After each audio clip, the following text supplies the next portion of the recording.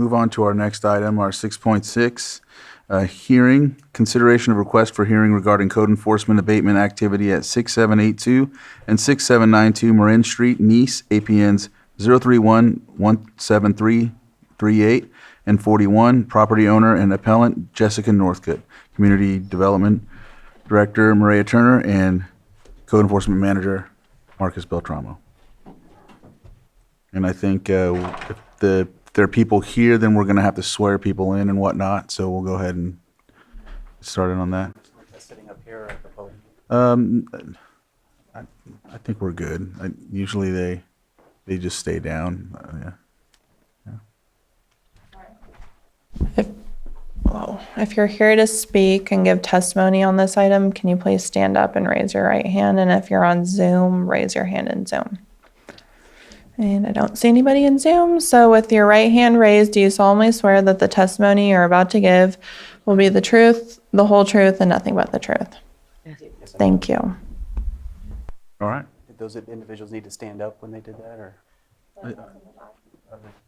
Row right there, the lady and the gentleman with the glasses. You guys raised your hand, right? Yes. Okay, you're good. All right. Thank you, Maria Turner, Community Development Director. Turning this over to Code Enforcement Manager. Was this? And just so they're going to go through their presentation, and then we'll give you the opportunity to talk after they're finished. For this one, there was discussion yesterday about requesting a continuance. We did not realize that the property owner was going to attend today, or from the communications, we thought she was going to be absent. However, since she's here today, given the urgency of this situation, as Marcus will describe, we'd like to move forward today. So we are not recommending a continuance. Okay. And so, real quick, are you still recommending a continuance, or since you're here, we're good to go? Good to go. Okay, excellent. Continue.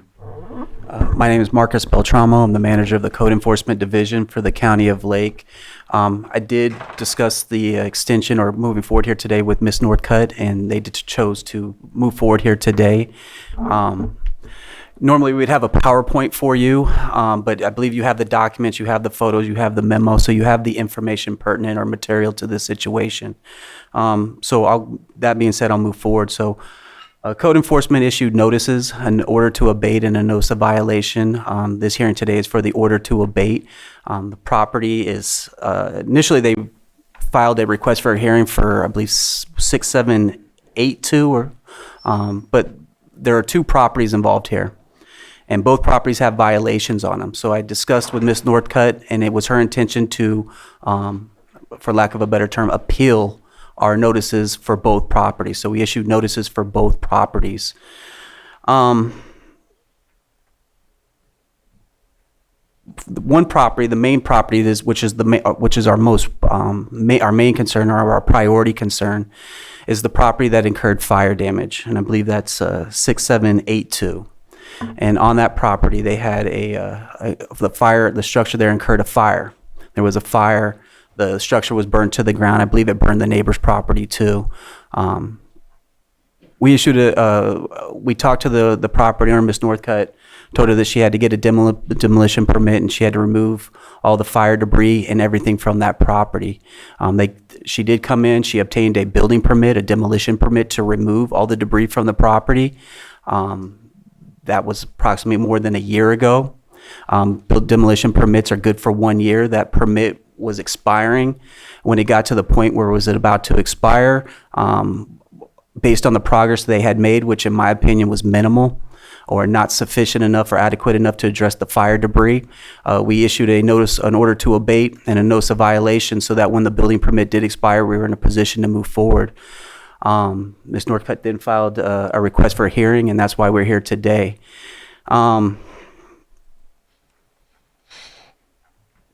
Our real concern is with the fire debris on the property, that when we're getting into our winter seasons, our fall seasons, where there's a lot more rain. And our concern is that when the rain does rain on that property, that it will capture all that debris and then wash it down, eventually going into our tributaries and streams and then ultimately the lake. And that's our concern, and that's why code enforcement feels that an action is warranted to move forward and to clear the property of this debris and all remaining other issues on that property. The second property just has miscellaneous items that are on there. The property is zoned R1. It doesn't have a primary structure on there, so therefore no storage can occur. Storage is a secondary or accessory use. So all those items stored on that property are stored in violation or contrary to the Lake County zoning ordinance and the zoning designation for that property. We did work with the property owner. She did come in on several occasions to discuss building permits and how to build on that property. So we did work with them in that capacity. But ultimately, our main concern is the fact that that property that incurred the fire, that all that debris is removed. That debris is a safety and a health concern for that property and the surrounding community. Over the past year or so, we've also been dealing with a lot of issues occurring on that property. People were living in RVs and trailers on that property in violation of our ordinances. Blocking the roadway, blocking waste management services, a lot of calls for the sheriff's office. So it is also our hope through this abatement that not only will we solve the health and safety issues on that property, also enforce compliance with the Lake County zoning ordinance for the other property, that some of these ancillary issues that are also being caused will also be resolved. Environmental health was also incurring a lot of calls for service to deal with some of the issues occurring on this property. So code enforcement is requesting that the board uphold our notice and allow us to move forward with the abatement process and to clear all the violations from this property. That being said, that concludes my presentation, and I'll turn it back over to the board. Director Turner, anything to add? No? All right. With that, we'll go ahead and give you the opportunity to make your statement to the board. Well, this is our. Can you speak into the microphone and state your name? My name's Dan Hanna, and I'm Jess Northcutt's partner. And I don't know, about a year ago, our house burnt down. It was 12 minutes, and we lost a friend in the fire, and it was a precious dog. And our precious dog. It was a devastating calamity and a misfortune. And I think that's where a lot of the confusion's coming into play. We've been busting our butt, she and I, to clean this place up. We got a permit, we got all of our stuff in order, and we started the process, and we're still in it, and we're still committed. But it kind of makes it's a little difficult to do anything when you're sitting in Hill Road facility for code enforcement violations, which she and I were both arrested twice on different matters, and some of those matters have been dismissed. We appeared on the other matters yesterday, and well, we have another court date, which is never no fun. So we're just, all we want to do is rebuild our home, the exact home that was there. We don't want to change anything. It's the cheapest way for us to go about it. And that's all we're trying to do. And the things that are on the property are is all we have left from this fire. There's, the vehicles don't look real good, but it's what we got to start over with, to get started with. And there was some free dump days. I took a truck and a trailer, 2 truck and trailers to 3 of those free dump days. But the stuff I have to get rid of, I have to have a soil sample done to make sure there's no toxic debris or anything before I can remove the material. So that's a $600 soil sample at Alpha Analytical in Ukiah, which we were down to 25 days, and we were trying to wrap all this up so we could move forward and get the demo signed off, start our building permit. So that's kind of where we kind of fell off the wagon there, because we became homeless. We've been homeless for 150 days. So we put in a request for hearing, and we thought it would be 15 days, and we were asked if we wanted expedited, and we said yes. So it's like, it's 150 days went by or more, and there was a stay away order placed on us, and there's no record of it. I don't understand that, but so we didn't want to go back to jail, so we stayed away. So we've been homeless, and The people here with us have been kind enough to put us up for a week or two at a time at their place, and we kind of just rotated, so we didn't wear our welcome. It's been really taxing on us and our dogs, and our place has been robbed and burglarized and vandalized on a daily basis. And there's been people in and out of there we don't even have control over, you know? And I can be accountable for our address where we live, but if somebody pulls a motorhome down the road and parks it on anybody's street, I mean, that doesn't make it your responsibility or your fault. So I just wanted to, you know, make that clear. And of course, like my Native American brothers, they always try to help people, and I try to do the same. I've been here since 1980. I buried my folks a year ago, and we're just trying to rebuild our life and get going here. And we would like some support from our local code enforcement boys instead of just putting the hammer down on us. All right. Thank you for that. Did you have anything else to add, or Hi, good morning. My name is Jessica. can you speak into the microphone, please? Good morning. My name is Jessica Northcutt. Thank you for hearing me this morning. So basically what I'm requesting is help. You know, we don't have any resources.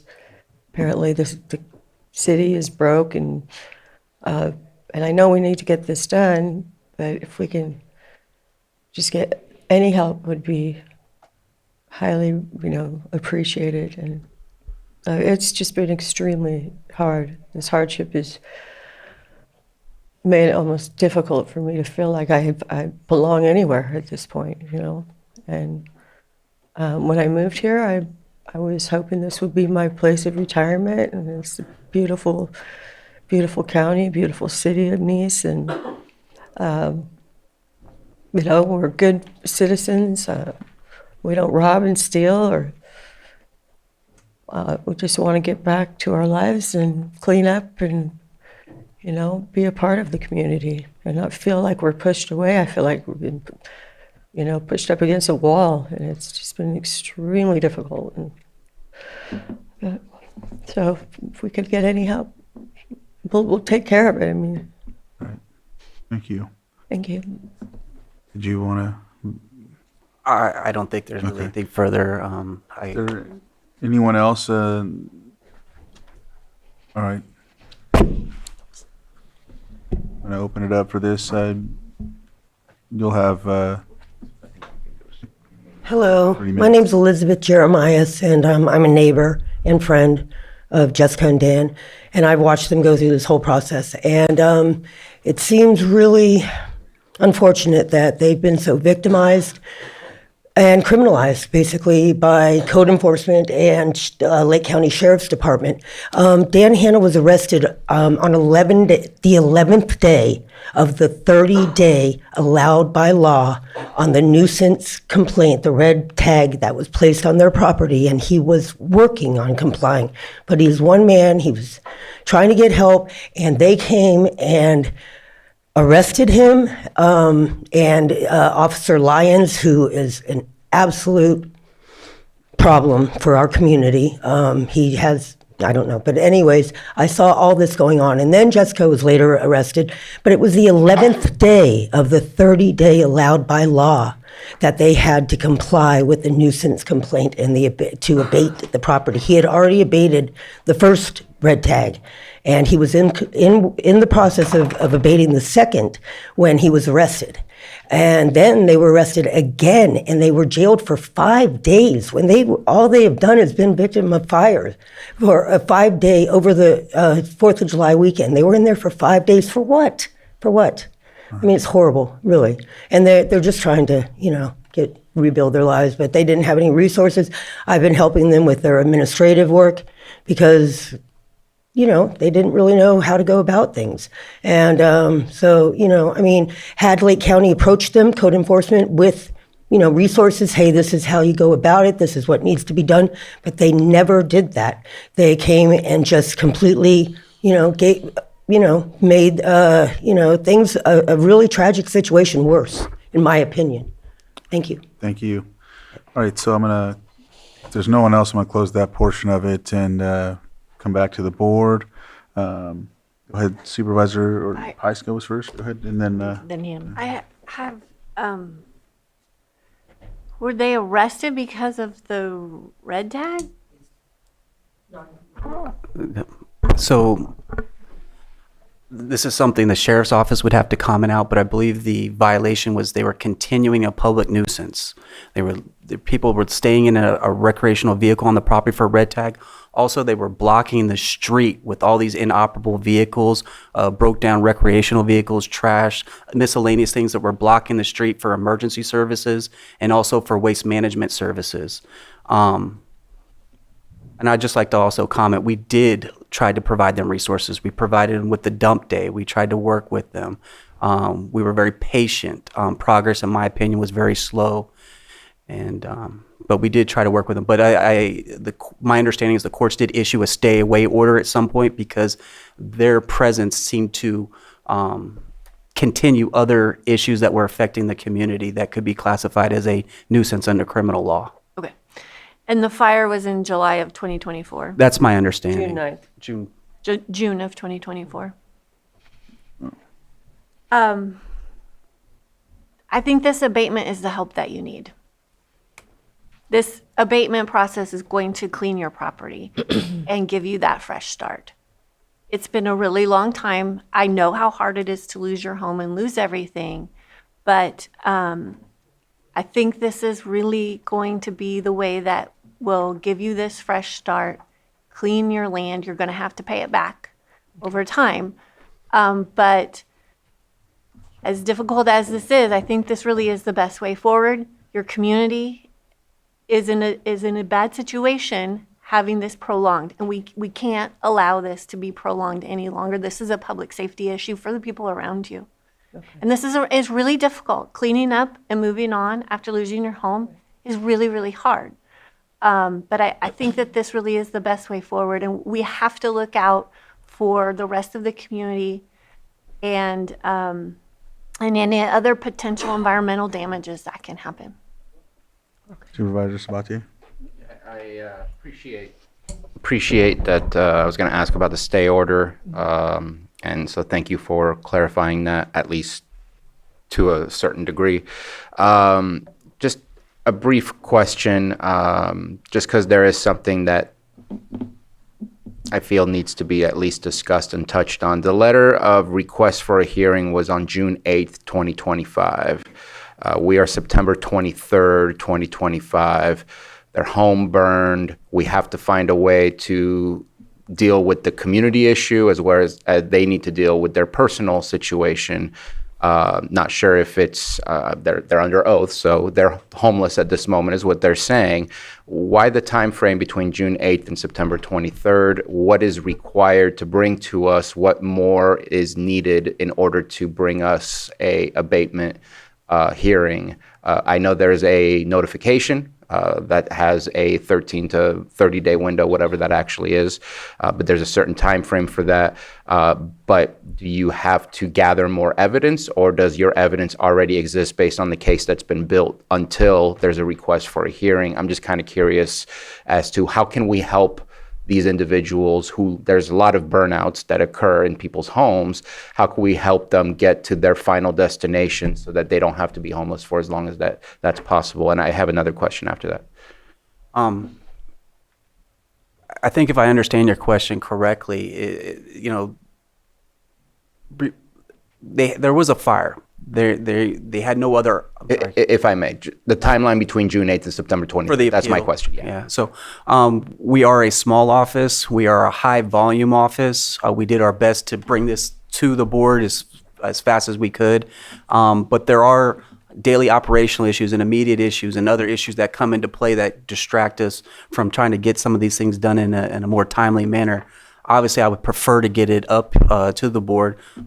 Actually, the extension of time benefited them because they had more time to clean and clear the property and kind of work on their situation. But the code enforcement world in the county, at the county level, is a very busy world. We're doing a lot of different things. We're still trying to upgrade our systems. So there's a lot going on. And on top of that, there's weekly issues that require immediate attention. So we're kind of pulled in a lot of different directions and not having all the staffing we need. We've been doing better at that to be more organized and do these things in a timely manner, but I would just say daily distractions, weekly distractions were the cause of us not being able to bring this in a sooner or more timely manner. Well, you may not like my response. I think we need to do better. I think for folks who get burned out, people who have trash in front of their yards and they've created a situation for themselves, like that's one thing. For people who unfortunately endured a fire, I think we need to try to expedite some of these processes, whether or not they're getting the job done as far as cleaning up. But I think we need to help expedite some of these things because there can be a trauma impact. There can be some other issue impacts that occurs from that. I don't know how that works, but to me that's a long period of waiting after submitting a letter saying I want a public hearing to wait another 3 months and then some, almost 4 months after the fact. I'd love to see that be reduced if possible. My other question is, are they not allowed to get a permit for a new home until the cleanup and demolition has been done? Or is it possible? Because I know that if you have a permit to build, you can also live temporarily on the property while you're building. Is there a possibility of get a temporary building while you're also doing the demolition and building from a fire burnout? We encountered this during Valley Fire, and there were, because of the proclamation of community emergency, there was a relaxation in the zoning code. But we did encounter difficulties even with allowing temporary residential use Course. during the cleanup, because you really have to avoid the area that has been contaminated. So we had to make sure that these temporary dwellings during the cleanup period were avoiding that. We have no such relaxation due to community emergency on a day-to-day basis. And so no, we do not issue temporary dwelling permits while the cleanup is taking place. Well, just again, I know it's outside of the conversation here, but dealing with the fact that somebody's house burns, most people don't have two homes that they can go to. They're going from couch to couch. I'd be willing to have a discussion on, is there a way to relax for somebody who's been burned out and trying to figure out how to not increase our other problems outside of this. But again, that's a separate Yeah, conversation. let's have that at a separate time so we have a really big agenda. If I could add on If that, you could finish we real did quickly. explore their finances and their financial ability to get a temporary dwelling permit and to build a house, put a house on the property, and they could never provide any information that we could rely on or assurances that they had the financial means. I think finances at the end of the day would have been their hang-up to get a temporary dwelling permit and a building permit as well. And we did explore the option of a tiny home. They did come with friends and family and members of their family that claimed to have funds to go through that process to get them in a temporary dwelling situation. Okay. Okay, I'm a little disturbed at the fact, and I think you guys are doing an amazing job, okay? But I am a little disturbed at the fact that they were arrested during the time that they had to clean up. So that the red tag and doesn't allow them on the property and stay away, issued to stay away from the property prohibits them from cleaning up, in all honesty. And I just don't think that we're really being fair if that be the case. However, in saying that, and I am one that lost my house in the Valley Fire. So I did have other people clean it up, and it was worth it. There's no way we could have financially done it as cheap as having somebody else do it and having the means to do it. And it sounds to me like finances are a big factor in here. So having a place to, I would, again, I kind of like what Mr. Bruno had brought up, and I'd had that in my notes as well, a temporary dwelling, even if it was something like a motorhome. Yeah, we can do that. We can do that later. But what I'm saying is to work with people in those situations, I think is something we do need to take a look at to make it easier. But not being allowed on the property to clean up makes it impossible to clean up. And I don't know if you have the means to do the work yourself. It may behoove you to go ahead and have it cleaned. I don't know what the price tag would be to have it cleaned And I don't know that you have the means to do it. So being able to have it done for you and pay for it over time would be something I would also think might make it easier. All right, so do you want to finish? I do. I'm not clear that we have accurate information that they were arrested during the correction period. I think that's something that needs to be vetted out, obviously. Deputy Lyons, in my experience and working with him on the copter program, he's very experienced. He's very knowledgeable in public nuisances. I would imagine, in my experience, when we have a code enforcement order in place, they understand that they cannot take an action within that period unless it meets an exemption or exception that they may have or an egregious type of issue. So I'm not clear that actually occurred. I think we need to vet that out. Okay, thank you for that, Marcus. With that, at this time, if there's nothing else, we can either take action or, this is in my district, so if someone wants to, Lloyd, please. Yes, Mr. Chair, just a small correction just for as cleaner purposes, because the board memo itself makes reference to an address number of 6892, but I believe after Manager Beltramo's representation or statements to your board, I believe that was meant to be 6782. So address, that's all. Okay. Mr. Chair, I move that we uphold the notice of nuisance in order to abate and instruct staff to move forward in its abatement process to remove all existing violations from the property address as amended. Second. I have a motion and a second. All in favor? Aye. Aye. Any opposed? Nay. Motion carries 4-1. With that, that'll conclude this hearing, and we're going to move on to our next hearing, which is our 6.7. Thank you for coming forward, and apologize that it didn't go where you wanted. Thank you for your time. We decide here that we're gonna. We have to move on. You can talk with the staff after. 6.7, consideration of request for hearing regarding code enforcement activity at 7180 Dodge Road, Nice, APN 032-091-18, property owner Diana Anglero. Is there anyone here from this area, or from this? Okay. And so with that, we're going to have the folks swore in who are here on behalf of this item.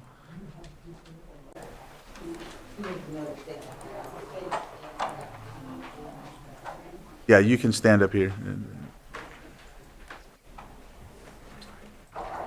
Yes. If you're going to give testimony on this item, please stand and raise your right hand. If you're in Zoom, please raise your hand in Zoom. Okay, no hands in Zoom. All right, with your right hand raised, do you solemnly swear that the testimony you're about to give will be the truth, the whole truth, and nothing but the truth? I do. Thank you. All right, so again, here where an appeal request for a hearing in front of the board was made in regards to a notice of nuisance and an order to abate issued against this property. Property is 7180 Dodge Road in East California. I would also like to make the board aware that we have two expert witnesses, or one code enforcement officer witness and an expert witness. The expert witness is Jack Smalley, the chief building official for the county of Lake, and then Wes Nelson is the code enforcement officer. Wes specializes in substandard structures and unpermitted construction. He also is a licensed contractor as well. That being said, I'll begin with my presentation. Dodge property is located in the Nice. We made a map here. We always like to get context so you know where the property is located in proximity to densely populated areas and lake and environment or other sensitive areas. The property owner is Diana Anglero. I believe she's here today at the podium. The property is zoned SR, is improved with an unpermitted structure. So the structure that is existing there, I do want to reemphasize, it's an unpermitted structure. We deemed it to be an unsafe structure. Later, Wes Nelson, if the board requests, he can give you a description of the construction, how it was constructed, and what unsafe issues are present with the construction on the property. We issued 2 notices against the property. Posted those notices at the property, so she was served with all the proper notifications, letting her know what the violations are and the corrective method. The corrective method in this case would either be get a permit, bring it up to code, or to get a demolition permit and take it down. Here's her request. You've seen her request and her reasons for her request. Here's what the property looks like. And these are the photos taken, and these properties were taken on March 3rd. These photos are reflective of what the property and the condition of the property is today. As you see, a lot of uncompleted construction. Yes. Just a quick question I have to ask. Please. Is the camera at an angle or is the building at an angle? Because I'm gonna have- I was looking at the pictures and I just was not sure. I'm thinking the building has an angle, but I'm unsure, so I thought I'd ask. It is on a slope. There is a grading concern, and I believe our code enforcement officer, Wes Nelson, is the best person to describe that situation based on his observations. But it is on a slope. The property is on a slope. There is a grading issue that has concerns where the fence structure is starting to lean due to the grading issues. But I think our code officer who observed it is in the best position to describe that. And then also, he took this photo, so he can tell you whether he was standing on a slant or the property or the photos on a slant. As you can see, a lot of unfinished construction. My understanding is that this property, this is something we've been dealing with for a while, and we've been trying to work to get this issue corrected. It's, there's just a point where we just had to kind of dig in. We couldn't really work any further. There was really no avenues to compliance, so we just had to issue our notices and kind of move forward. But my understanding, it's half of a camper, and then someone just kind of built in around it. And this is the work that they did when they built around it. Also, I want to emphasize that there is no septic tank on the property. They kind of created their own septic, and it was leaking to the ground. So they built the house before putting a septic in. I think as we all know, you first have to have the septic, the leach lines, and then you determine where you locate your structure on the property so you don't compromise or build over those tanks or leach lines as well. Their power source was a battery connected to some solar panels. That is also a fire risk and an issue in itself, unpermitted electrical. You can see the headers were installed without proper framing support, propane fueled water heater installed with no exhaust system. I do also want to explain to the board, we did have extensive communication with Ms. Anglero.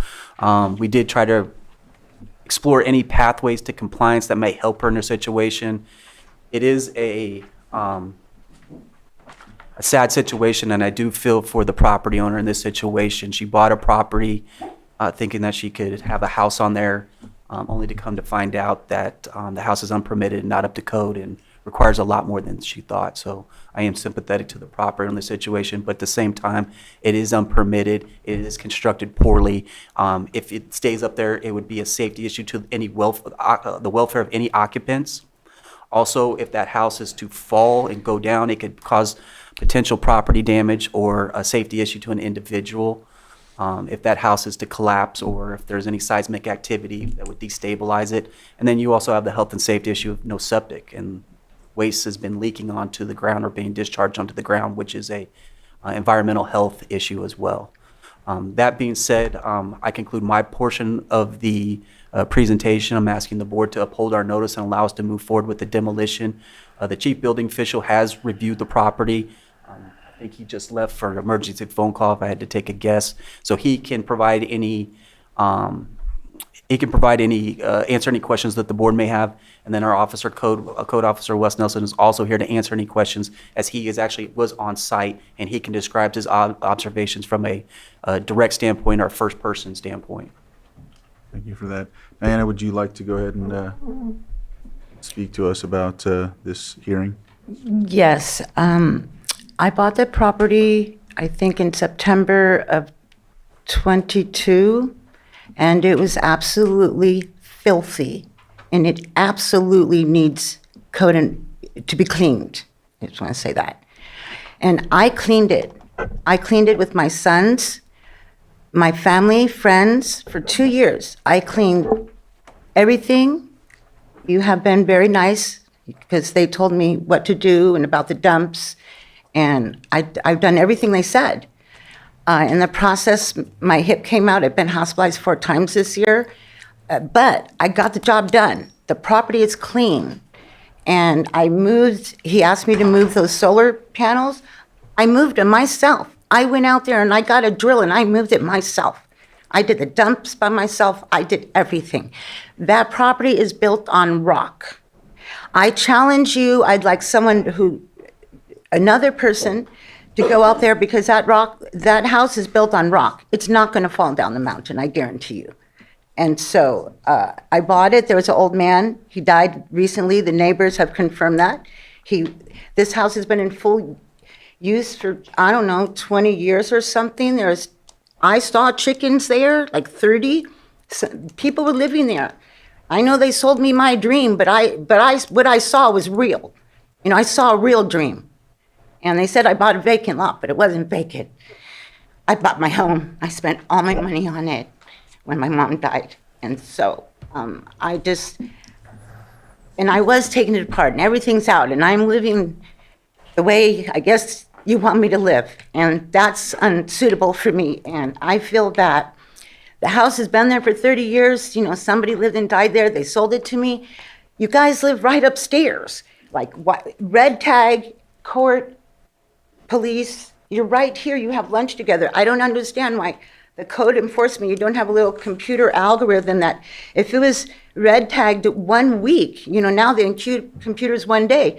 If it's red tagged in a week, then when that 30 days went by, it should have just been flagged and the sale stopped. You know, I feel the county is partly responsible. And then I lived there for 2 years, and I'm so graciously grateful for that. But also, I worked my butt every day, 7 days a week, 12 hours a day, cleaning it.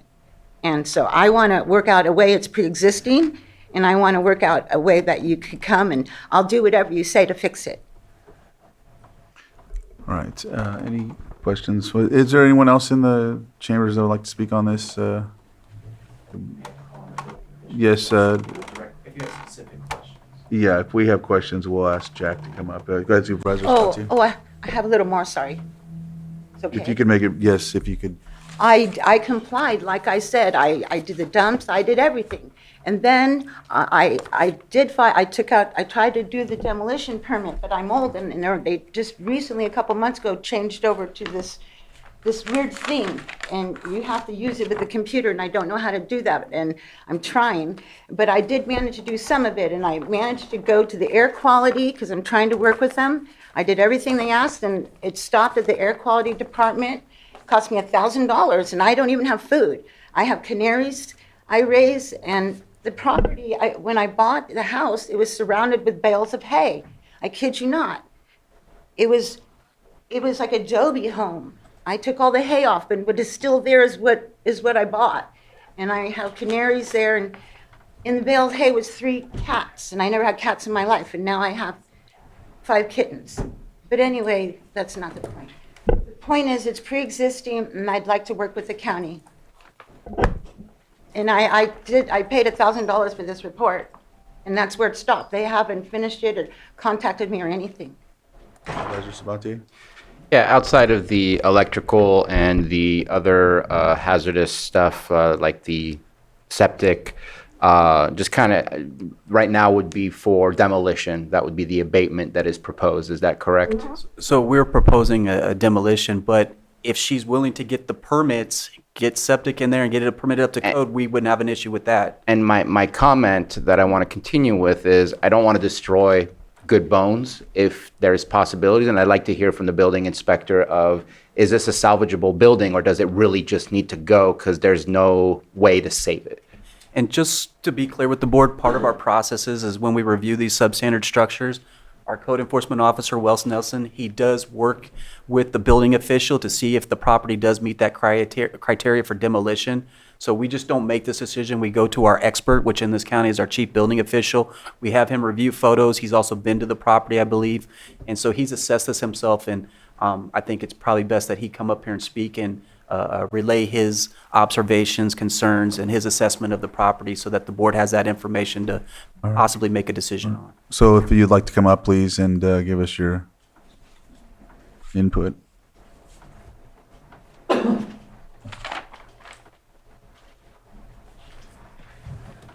Good morning, afternoon, board. My name is Jack Smiley. I'm the chief building official for the county.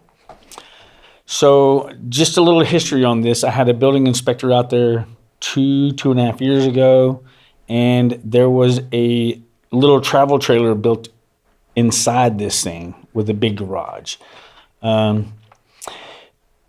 That looks like it's either been pulled out or modified to part of the house. There, in my opinion, there's parts of the roof that are built with TGIs laying flat, which has no structural support for a roof. One of the pictures on there, I think hillside stability can cause an issue with it, with the house. And there's just a number of things where I see, like I said, structural support, items like that, and again, like Marcus says, if she's willing to put the plans together, submit for a permit, get the septic up to par, I think that I don't see any problem why the building department couldn't move forward with that. Has that been proposed to her during this process? I believe that so. That hasn't happened. No, I believe it's been proposed. How much time would that incur? It all depends on whether she can get plans drawn up, how she can submit the application, pay for the building permit, and then you're going into the winter season, so construction's a little slower in the winter season due to weather. But Jack, you have any comments? I mean, you have to keep in mind, the county reduced the minimum size of housing from 720 to 360. So 360 is a very feasible size house to build. We actually have free plans on our website now as well, that you don't have to pay money to have these plans drawn up and everything. We already have one. We have one. I'm sorry. We have one online for 432 square feet that's free to the public. All right. There's aspects of the plans that you have to complete, like the sprinklers and the Title 24, but for the most part, they're there. And I also. I have a question, because you mentioned that you were trying to get a demolition permit. Well, because I was trying to Come to the microphone. Yes, come on. Yes, because I wanted to comply, because I wanted to fix it. My dream home, that wasn't really my dream home, as you could tell. I wanted to fix it, and so I cleaned it all, and they never got back to me, and I thought it was okay. And then they came back 2 years later, and it's like, nope, this is... And then I did take the tank out, because you saw, I only have that little water heater, and he said, this is absolutely not okay, and he warned me I could die, and I didn't know that, and I took it out even before he left. So is your intent to demo this house and My intent build, is to do whatever I have to do to save it, because my canaries and animals, that's but- all we have. But you want to save the structure? Or do I- you want to demo it and build something new? I'd like to work with them and come up with a solution. I'd like to keep, you see, this is a recycled house. Everything here is free. But this is not a safe place to live. That's what, if you come in there, you will think differently. I invite you to come over. Is it really slanted like this? No, Is this the picture? it's a picture. Jack? It's on flat land. You should come see. Let's let Jack speak.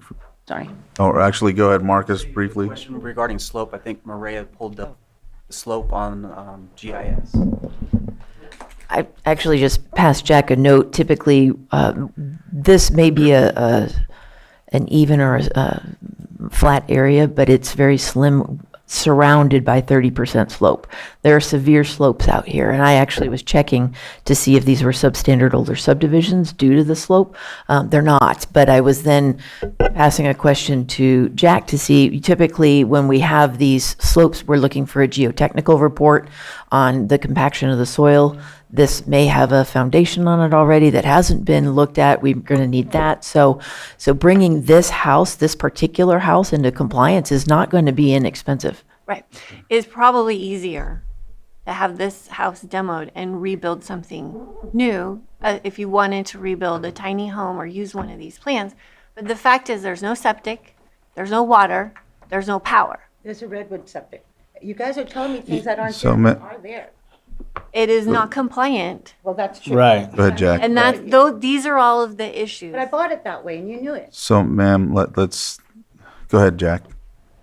So, along with any structure, in Lake County, because of the high seismic zone we live in, has to have a foundation, a perimeter concrete foundation.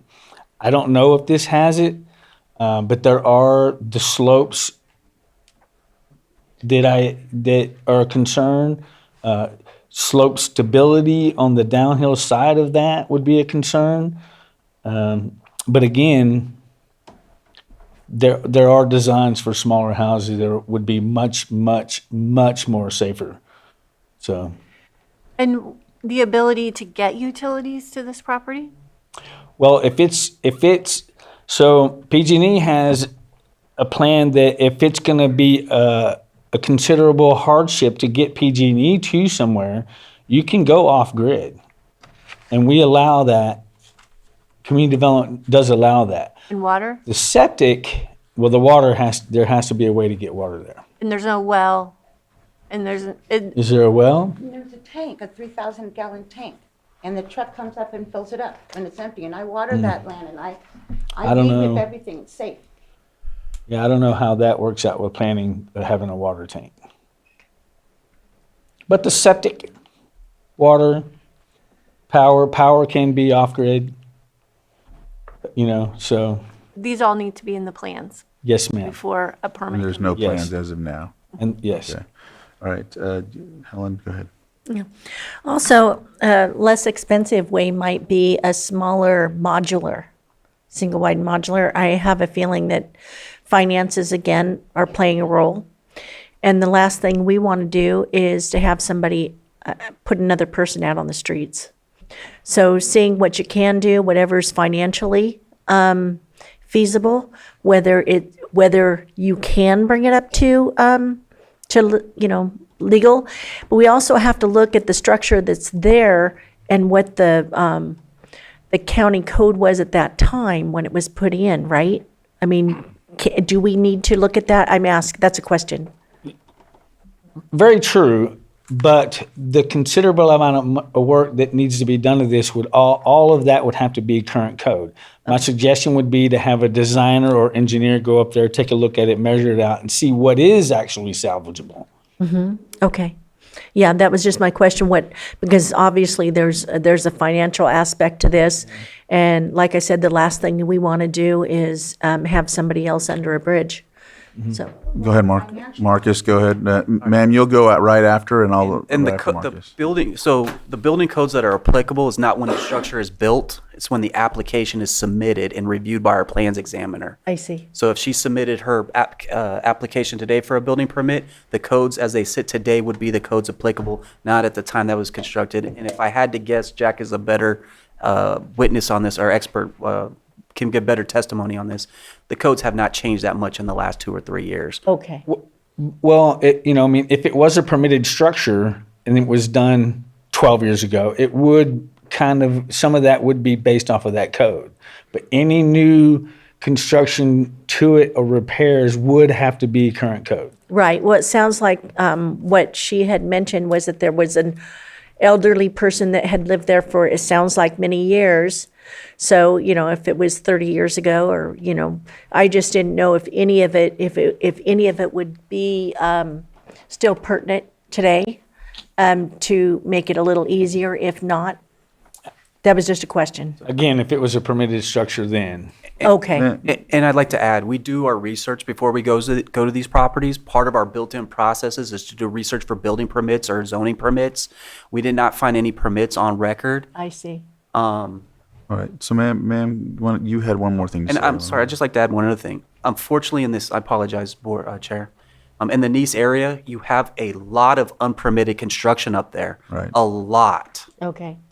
Thank you, Mark. Ma'am, if you can finish. And I just wanted to add that you're mentioning about the financial part of it. My family, I have 4 sons in a Marine, and my ex-husband does construction, license, and that's how I got this done, was their help, and I have their help, even though I don't make a lot of money. Okay. Thank you. So my mind's thinking, what's more comparable, to help her with what's current, or like Supervisor Pyska said, going through this process and then rebuilding. How does that look for you all? Can you do either? How does it work for you? We code enforcement, and I apologize, I don't mean to speak for the whole department, but I would say code enforcement, our position be whatever works out for everybody, for the county, the surrounding community, and for the property owner. I mean, obviously, we're always looking for those solutions, but in this case, I don't know that, this property's just sitting there. It's been sitting here for 2-3 years. The question is, do you want this property just sitting there in this state for another 2 or 3 years? I think finances is a real issue. If there was a plan Ma'am, if there was a plan in place where we could have, certain timetables set up, that's what we call a compliance plan. We would be all for that, but unfortunately, and with no disrespect, the property owner has not provided any assurances or anything that tangible that we can rely on. That, ma'am, let's finish. I will give you the opportunity to speak one more time. she did get the asbestos report, and that's the first step, but then you have to come up with the money to demo it, and then also to remove the asbestos material by a properly certified or licensed hazmat person, and then to have a demo company. I would say this is probably in the range of $20,000 to $25,000. So the question is, I hope it does happen, and I hope you do get a home on this property that's in compliance and safe. And that's the major thing. It's not safe for anybody to be in there. And then also, if people want to go in and just live in there and do whatever in there, it's a safety issue for them as well. So, All right, Supervisor Sabatier, you have your pen up. I mean, just reviewing these pictures some more, I think the second picture is what kind of sells me. Sorry, not the second picture, the fourth picture, where you can see what looks like maybe 2x12s that are falling apart, and there's the pipeline for the sewer right underneath it, which goes into a hole. Like the whole thing seems to be deteriorating. A good atmospheric river is going to have more erosion. The building is right there. I think eventually the inevitable is that this does need to be demolished, and hopefully we can get something new. Wondering if there can be a conditional where if in 30 days you don't get a permit and we go ahead and move forward, that way we don't have to come back. Wondering if that's possible, just to give her the benefit of the doubt that maybe in 30 days we can make things happen. If it doesn't, then we move forward with the demolition, and hopefully we can get a tiny home, something that's acceptable and appropriate to build there. If that's to your liking, Chair, since this is in your district. I actually like that. so we call that a compliance plan. If we had something in writing where she said that she would complete these goals at a set time, that would be something we're open to. Obviously, I'm not the director. That's something that a director would have to probably agree to as well, or have some say in. But at the end of the day, it's a difficult property to build on. And Maria? It may be helpful for the board if we just took a brief break, because I'm pretty sure she's going to need to have a well installed as well. I'm bouncing off staff if we've ever approved a single-family residence permit with only a water tank from outside water source. I don't think we have. I never have in 18 years. But we have staff checking to see if that's ever been done. But either way, there's extensive work. Digging a well, getting a new septic, excavation, and with that septic into whatever, I don't even know the construction, but to retrofit an existing home to current code is going to be significant with engineered plans and that kind of turnaround. Vice Chair?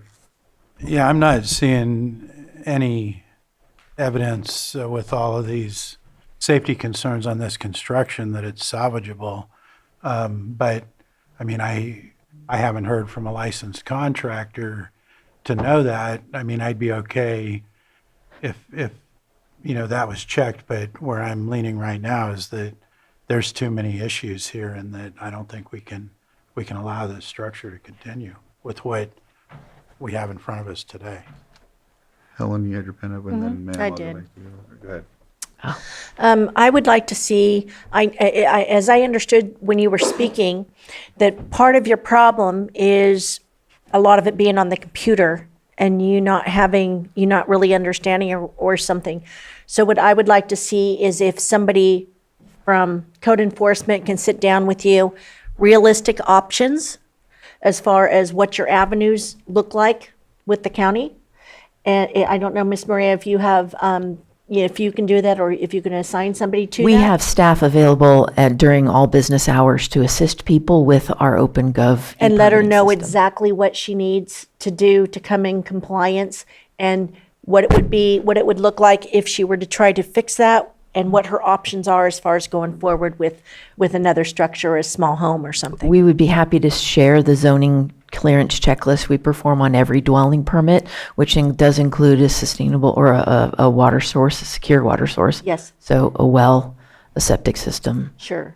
Redesign the plans, stay away from the existing septic, whatever it would take to treat that, which I defer to EH.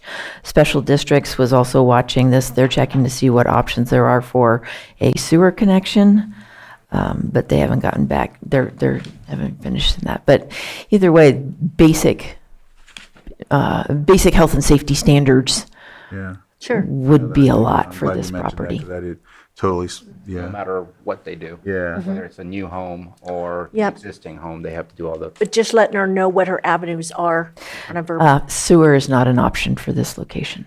It's too remote. So it would need a new septic. Yes, septic, yes. Which my son could build. And we have been through those. Miss Anglero has been down to our department. She has met with our planning and our building division. So we had these discussions. And I only stopped because I put appeal and come here. Otherwise, I don't like living like that. I would, I'll do whatever they want. And a well. I'm gonna let this gentleman come up and, Or get a trailer. ma'am, he's coming up. Good afternoon. I'm Wesley Nelson, Lake County Code Enforcement Code Officer. This was my case. This was one of the first cases I started working here. I felt really bad for this lady because when she did buy the property, at the same time period, a non-compliance was put on the property due to the structures from the Building and Safety Division.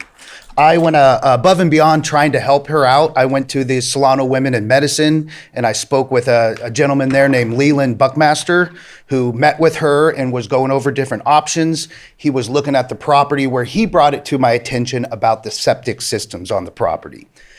There was concerns with that when he went down to environmental health, so I went down there and discussed it with him as well. There was never a permit for that property for septic. The previous owner applied for a percolation test but never followed through. However, each adjoining property around them have all failed their percolation tests. And due to the 30% grade, they said that a lot of the engineered septic systems would not work either. And if you look at some of my concerns with the hillside too, we're looking at the bottom side of the hill right here. If you see, those are fence posts in the ground. Those are probably 6-foot fence posts buried in the ground as a retaining wall. And I do not have the pictures to show it now, but they're actually leaning, so the whole thing is shifting down the hillside. The septic tank that you are seeing is the old abandoned one, just directly below here. That's the abandoned one. There is a dug hole in the ground with a pit that the new pipe goes into. So whatever system they had before had failed, and they had dug a pit. When asked her about it, she told me it had been there the whole time. I was questionable about that because everything had green grass, and where this pit was, there was zero grass.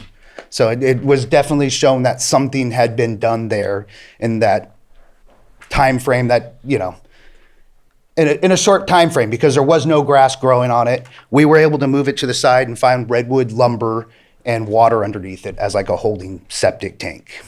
What is the time frame? When did you get involved and when did these? This was in about March, I believe, or May, So well over 6 months. well over 6 months ago. So once the appeal happened, we kind of just wait to see what was happening, but. This issue's been going on for years. It's just now that we have staffing, we are now starting to address all these substandard issues, and we have a CDBG grant to start really addressing these. And I think the county has I'm sorry. But you've been working with her for a couple of years. Yes. Supervisor Sabatier? Again, I think it's inevitable what needs to happen, but I'm still willing to say seriously, work with staff. You have 30 days. If you can't figure out in 30 days to get permits lined up, then I think we just need to move forward and start doing the abatement ourselves. But I don't want to see this come back because I think there's inevitability that it probably needs to be demolished, but I also want to make sure that we don't take out homes that can be fixed if we don't have to. And so I'm still looking at the conditional, just to have that opportunity. I feel like staff has shown that they've worked with her for a long time. This is inevitable. This is a public safety hazard to the community. We're still in fire season. We will be in fire season for the next 30 days. This puts everybody at risk, and this is an unsafe place to live. And I really feel, I understand that this is a really difficult situation, but again, my comments are the same as the last one. An abatement will give you a fresh start, and that's what you need on this property, to figure out a safe place to live. And there are a lot of different programs that can help once you have a blank canvas to work with. Vice Chair? Yeah, I mean, where I'm at is upholding the request. I think, there could have been, if that was a possibility, that there was a contractor that could say it could be fixed, that could have been presented today. I'm not seeing any of that evidence, and because of the multitude of safety concerns with the building, I have to support this request. Is there, someone wants to make? I'll make the motion. Right. Mr. Chair, I move that we uphold the notice of nuisance in order to abate and instruct staff to move forward with its abatement process to remove the structure by demolition. Second. Before we vote, I'd like to hear from the chair, since this is your district, and I will support your position for this. We're just ready to take the vote. You ready to move on? Yes, I'm ready to move forward. And So so I have a am I. motion and a second. All in favor? Aye. Aye. Any opposed? Nay. Motion carries 4-1. All right, so follow up with code enforcement, and we'll go from there. Thank you. All right.